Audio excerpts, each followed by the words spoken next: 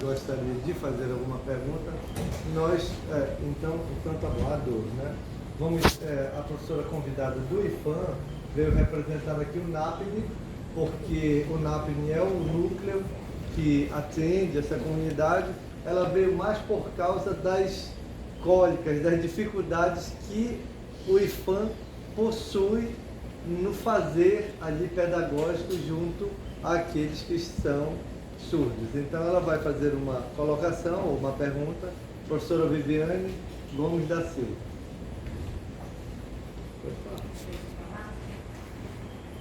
Bom dia a todos. Bom dia. Obrigada pelo convite. Aprendi muito hoje com todos vocês.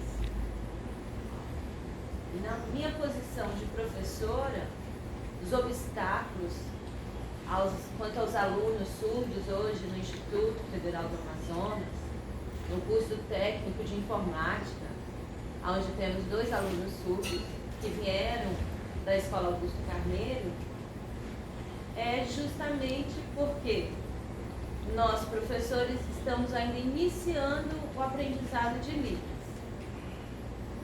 E temos lá um núcleo, como ele disse, o NAPNE, que é o Núcleo de Assistência a Pessoas com Deficiência. Então, assistem os alunos surdos, cadeirantes, com autismo, os alunos que têm alguma PCD. E então temos o intérprete, só que no caso de um curso técnico, como o professor Marcelo disse, da associação, alguns termos técnicos o intérprete não conhece. Então, nós estamos trabalhando num projeto para criar um glossário de termos técnicos na área de informática. Mas a minha dificuldade é que o meu aluno não quer escrever língua portuguesa. Então, toda vez que eu dou uma aula, ele já não tem um histórico da aula passada, da semana passada. Aí eu tenho que revisar novamente. Então, sim, existe uma resistência ainda de alguns professores para aprender Libras. Mas será que não existe a resistência do aluno surdo de aprender língua portuguesa? Queria ouvir a comunidade. E eu queria também aproveitar e fazer uma pergunta também, para completar. Eu gostaria de saber, por favor, professor Jackson, que o senhor explicasse o que é o bilinguismo, por favor, que está previsto nas escolas.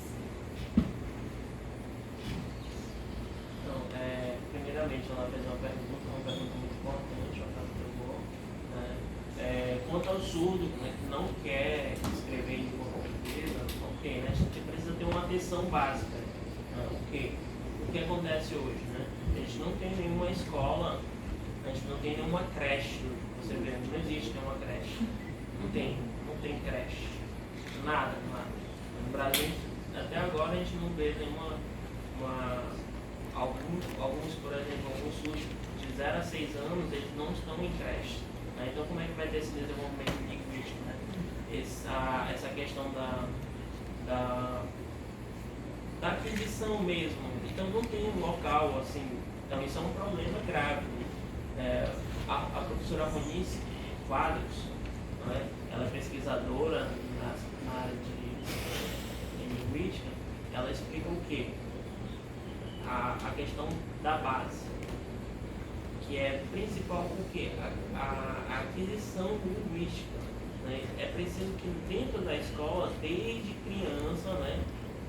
Dos primeiros anos, né, na escola, ele tenha essa aquisição da língua de sinais juntamente com a questão escrita. E aí sim ele desenvolverá isso. Mas hoje a gente não vê isso, né? A gente não vê crianças surdas em creches tendo essa aquisição da língua de sinais. Então o que acontece? Geralmente dos 0 aos 6 anos ou até aos 9 anos, o surdo ele não aprende a língua de sinais. Isso varia muito e isso é um problema muito grande. Então, qual é esse local que o surdo vai aprender a língua de sinais? Né? Que ele vai ter alfabetização, que ele vai ter letramento, né, de 0 a 6 anos.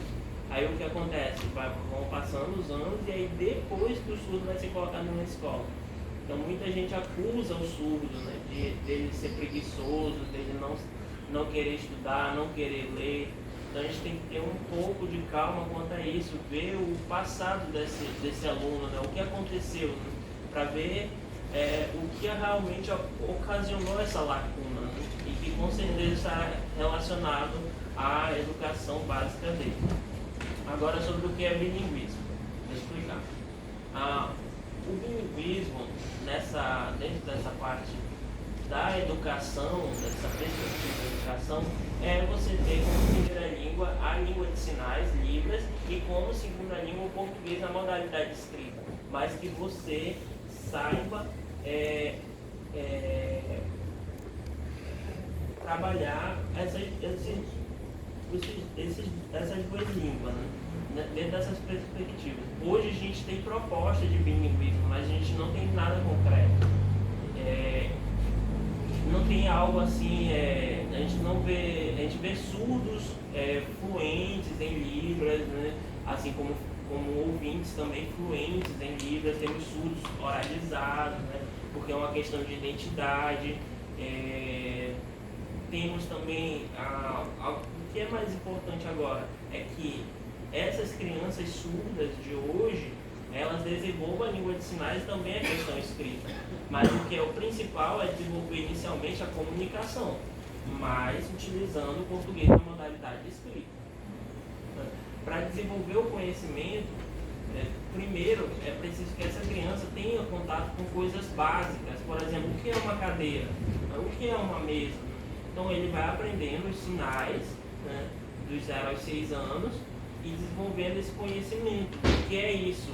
Além do que significa aquilo, também a palavra em língua portuguesa, a forma que é escrita ela. Então, além de estar aprendendo o sinal, e também a escrita.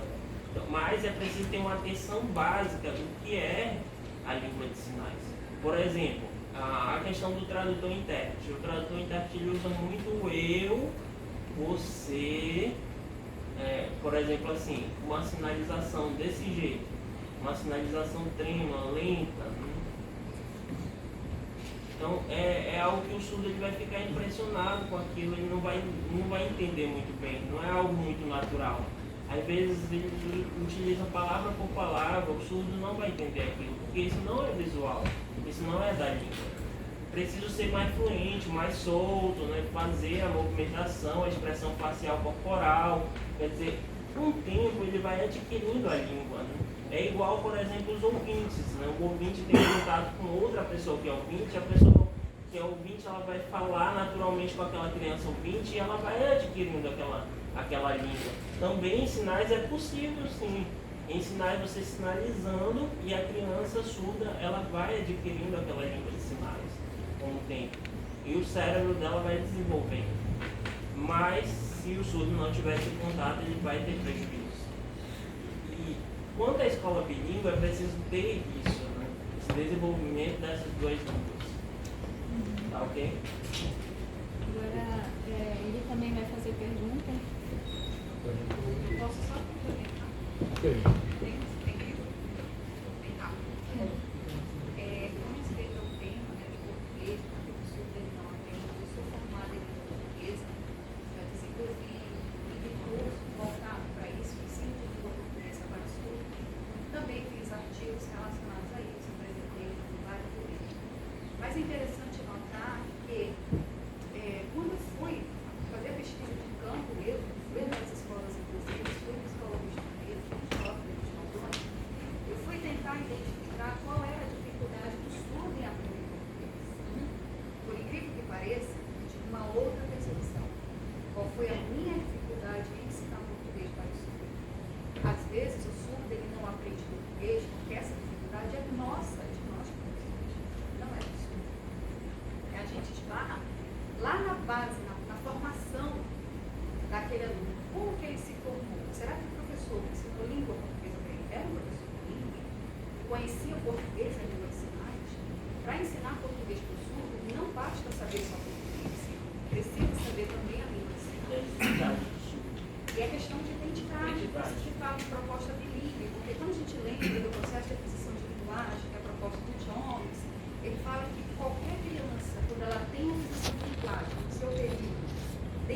próprio ambiente linguístico, entre si, ou a língua de sinais ou a língua portuguesa, ele vai ter chance de desenvolver e aprender uma outra segunda língua.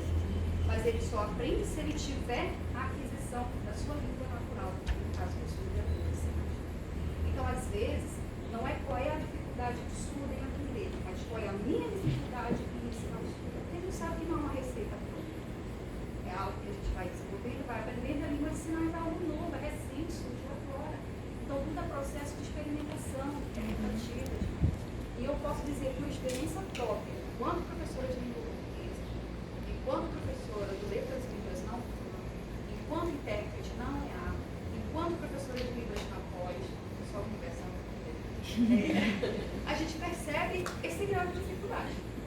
Nossa, não nos isso. Muito bem. Concordo com você, completamente. É isso mesmo, é tua experiência, você já sabe, você trabalhou na pesquisa. Então você não coloca o ouvinte em cima, você toca para o surdo. E isso é uma discussão que hoje o Brasil inteiro continua nisso. Porque não focam nos surdos, focam apenas no ensino de ouvintes para surdos. Dá pra ver aqui, ok, bom dia. Meu nome é Cleiton, na Oeste. Eu trabalho no Filipe Maldoni, sou professor. Então eu vim representar aqui a irmã. E eu tenho uma pergunta para fazer quanto a você que está representando a Amara. Então, uma pergunta. Antigamente eu trabalhava no CAIS, que é o Centro de Atendimento ao Surdo. Então eu trabalhei lá por muito tempo como professor e depois eu ficava dividido também em trabalhar no Filipe Maldoni. E aí com o tempo preferi focar no Filipe Maldoni. Então comecei a trabalhar lá, né? Antes eu visitei lá tem do primeiro ao quinto ano, do sexto ao nono ano, né? Então me fizeram um questionamento se eu poderia trabalhar lá e eu pedi para trabalhar lá no Filipe Maldoni. Eu me senti muito feliz, né? Eu aceitei trabalhar lá, fiz toda a documentação que precisava para poder ingressar como professor. Então, mais ou menos em março de 2018, eu iniciei esse trabalho, né? E comecei a verificar como era a questão da escola, né? E verificar as salas, como funcionava o ensino do 6º, 7º, 8º, 9º ano. Então, comecei também a ensinar sinais de Libras e comecei a perceber alguma coisa. Por exemplo, no 6º, 7º e 8º ano, eu sentia assim que não tinha muita fluência nos alunos surdos, né? Eles mais oralizavam, né? Então, quando eu passava algum conteúdo e com imagens, né, e palavras, né, eles tinham bastante interesse, mas só que eles não sabiam os sinais, eles sabiam mais a escrita, né? Eles ficavam felizes, eles perguntavam o que é isso, o que era aquilo, né? Agora, os outros que eram implantados, os alunos que tinham implante propriamente dito, eles não manifestavam muito interesse, eles ficavam mais quietos. Eu achava muito estranho isso. Como que eu vou desenvolver uma estratégia de ensino, né? Eu não tenho muito conhecimento quanto a essa questão do implante coclear. Os outros alunos que tinham mais fluência, ok, né? Eles também, eu percebia que eles conseguiam, né, as coisas, e eles também conseguiam fazer escrita. Agora os outros que eram com implante coclear, a parte escrita eles desenvolviam, mas quanto aos sinais, quando eu perguntava para eles não sabiam os sinais. Eu tentava outras estratégias de ensino, explicava algumas coisas, diziam que entendiam.